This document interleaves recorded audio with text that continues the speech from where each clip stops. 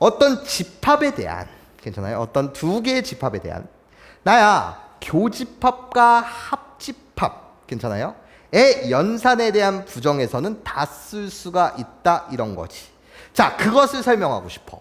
자, 어떻게 설명을 여러분들과 진행하고 싶냐면, 드모드간의 법칙이라는 것은 이렇게 쓸 수도 있다는 거야. 교집합 B, 여기에 대한, 괜찮아? 여집합을 어떻게 계산할 거냐, 이해해? 교집합과 합집합에 대한 연산에서는 드모드간의 법칙을 항상 쓸 수 있다는 거예요. 괜찮습니까? 나예요. 분배해 주세요. 그럼 어떻게 돼요? 여집합의 여집합은 뭐예요? 자기 자신이니까 A요. 괜찮습니까? 다시 이렇게 분배를 해주세요. 그럼 뭐가 돼요? B의 여집합이요. 괜찮습니까? 그러면 교집합에 대한 연산을 뭐로 바꾸면 된다고? 합집합에 대한 연산으로 바꿔주시면 된다고요.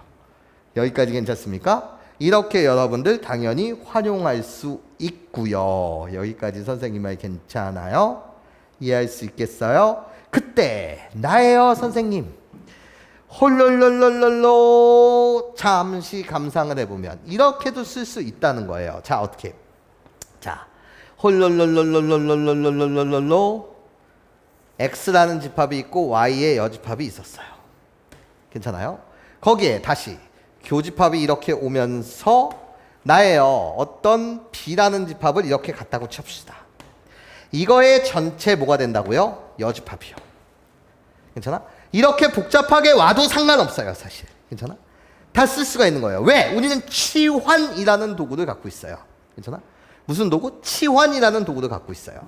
얘를요, 선생님이 어떤 라지 D라고 치환을 한번 해보자는 거죠. 괜찮아? 내가 지금 이 녀석이 복잡하게 오면 복잡한 걸 편히 보는 게 치환이니까 이 집합을 D라고 이렇게 치환해보자는 거예요. 여기까지 괜찮습니까? 그럼 치환을 하게 되면 괜찮아요? 여기 드모드간의 법칙을 쓰면 어떻게 되는 거예요? D라고 치환한 거야. 복잡한 거니까. 괜찮아? 그럼 어떻게 돼? 분배해 주세요. 그럼 어떻게 돼? D의 여집합이 될 거예요. 괜찮습니까? 다시 분배해 주세요. 분배해 주시면 B의 여집합이 될 거예요. 괜찮습니까? 그런 다음에 나예요. 교집합은 합집합으로 갖다 쓰면 되는 거 아니겠어요?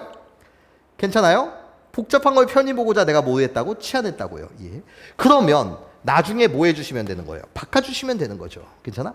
편히 보려고 얘를 그냥 어떤 D라는 집합으로 본 거고, 예. 얘도 어차피 집합일 테니까, 예. 치환한 거고.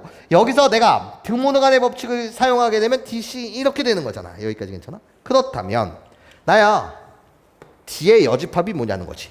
요거를 이젠 그대로 갖다 쓰면 되는 거 아니냐는 거지. 예. D의 여집합은 예. 다시 드모드간의 법칙을 쓰게 되면 예. D의 여집합은 여기 드모드간의 법칙을 쓰면 X의 여집합. 괜찮아? 다시 합집합은 교집합으로 바뀌고 이해해? 그런 다음에 얘는 뭐로 바뀌겠어? Y로 바뀌겠지. 이게 D의 여집합이야. 괜찮아? 여기서 뭐를 쓴 거지? 드모드간을 한번 쓴 거지. 여기까지 괜찮아? 거기에 나머지 그대로 갖다 써주시면 되지. 괜찮아요? 이렇게 B의 여집합 이렇게 갖다 쓰면 되지. 괜찮아? 꼭 요런 모양에서만 쓰는 건 아니라는 거지. 여기까지 괜찮아요? 괜찮아? 왜? 아니 그냥 얘 아까 어딨어? 얘를 새로운 집합인 어떤 C라는 집합으로 보면 되는 거니까 이해해? 괜찮아요? 얘를 그냥 C라는 집합으로 보면 되는 거니까 이해해? 그래서 항상 이런 경우만 쓰는 게 아니라 이런 식으로 쓴다 이해해? 마치 분배해 주듯이 부정을 걸고 교집합이면 합집합으로, 합집합이면 교집합으로 바꿔준다. 여기까지 선생님 말 괜찮니? 네, 좋아요.